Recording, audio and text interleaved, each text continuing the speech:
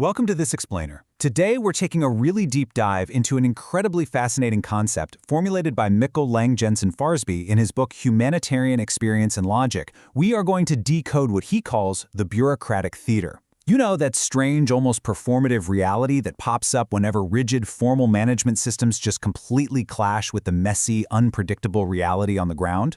Whether you're working in a corporate office, a local municipality, or a humanitarian NGO, I guarantee you've felt this tension. So today, we're going to break down exactly why this happens, and more importantly, how we can build systems that actually work in reality, and not just on paper.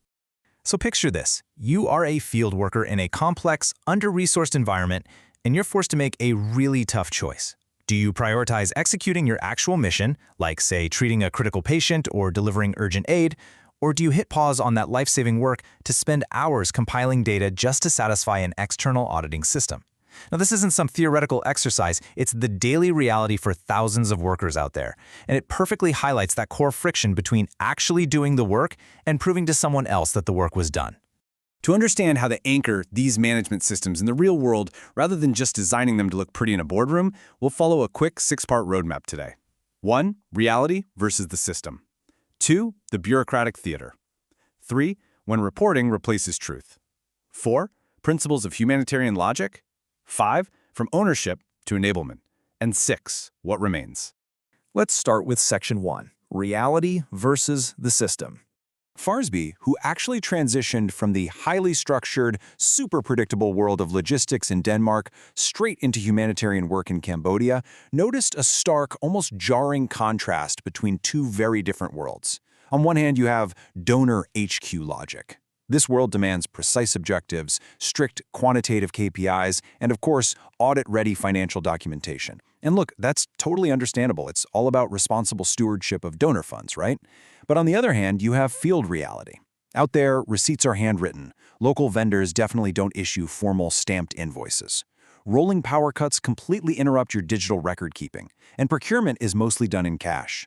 So when headquarters passes down these rigid compliance obligations, they just smash into a reality that literally isn't built to absorb them. Which brings us to Section 2, the Bureaucratic Theater.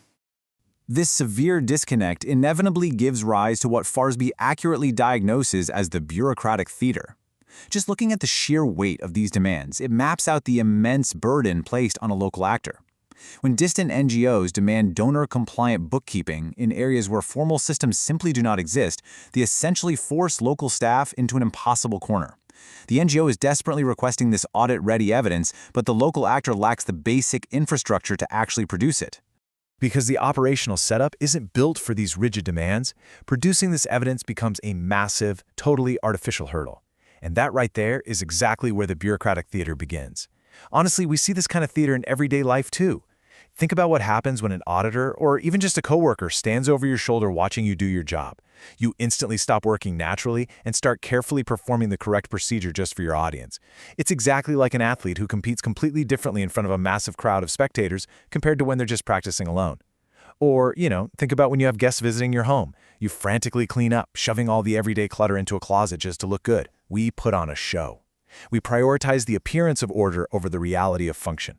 But how do we build a management system that's truly implemented with a firm anchor in reality, so it doesn't just look good on the surface? Well, that leads us right into Section 3, when reporting replaces truth. The crucial point here is what happens to an entire organization when satisfying the system, putting on that big show, becomes way more important than executing the actual work.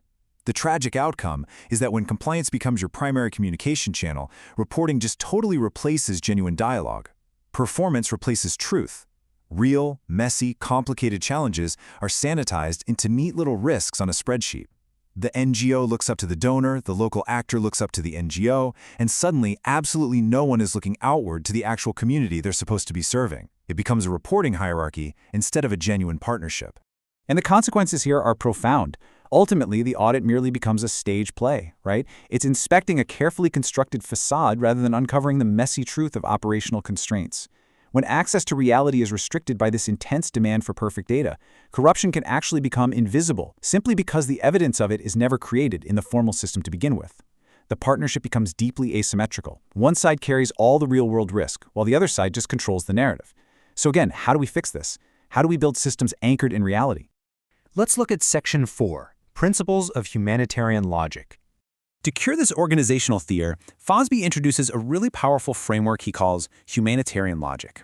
Now, this isn't just another rigid set of rules or some new compliance manual you have to memorize. It's a foundational mindset for navigating responsibility in complex environments. It focuses entirely on human relationships and real-world consequences, rather than abstract corporate metrics. Fosby notes that his own understanding of this logic was shaped by some pretty intense experiences, everywhere from being on a golf course in his youth, where integrity literally meant calling a penalty on yourself when no one else was watching, all the way to his time working at the Syrian Arab Red Crescent HQ. This logic is built on 5 key cornerstones. First is relational continuity, the idea that trust isn't just some resource you tap into, it's a structure you have to build over time. Second, relational integrity. Having good intentions just isn't enough. You actually have to take responsibility for the consequences of your actions. Third is foresight, proactively anticipating tensions before they even unfold. Fourth is fairness and equity. And finally, communication as responsibility, really recognizing that the words we use actively shape our reality. Now, what's absolutely crucial to take away from this is that these principles apply universally. Fosby points out that whether you're constantly rotating staff in a corporate office in Copenhagen, changing doctors at a local Danish hospital, or shifting caseworkers at a municipal office, a lack of relational continuity breaks trust. When we change systems or swap out staff without ever thinking about the human consequences, people lose stability. The system fundamentally fails the reality test. Moving on to Section 5, From Ownership to Enablement. So how do we practically apply this logic to actually design a reality-anchored management system? The answer lies in what's called the catalyst model. And let me tell you, this requires a massive mindset shift for leadership. We have to move from a mindset of ownership to one of true enablement, from constantly directing local actors to actually stopping and listening to them, from just having good intentions to being acutely aware of the real-world consequences of our demands. To truly anchor a system in reality, leadership has got to stop trying to own and control the entire process from afar. Instead, they must enable the local actors, valuing their intimate, foundational understanding of the environment way above any standardized external directives. Finally, Section 6, What Remains? As we wrap up, we have to evaluate how we actually measure the success of these deeply human systems. Fosby captures this perfectly with this quote: "The measure of success is not what we deliver while we are present. It is what continues to function after we are gone." Think about that. A truly effective management system, one that isn't just a theatrical performance for an auditor, ensures that local leadership, vital relationships, and critical operations continue to thrive long after the external inspectors, the international staff, or the corporate bosses have packed up their bags and left. So, I want to leave you with this provocative final question to reflect on regarding your own workplace.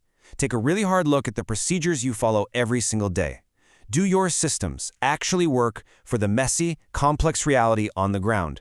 Or are they just a carefully choreographed performance for the audit? Thank you so much for joining me on this explainer, and I really hope this helps you tear down the bureaucratic theater in your own world. Catch you next time.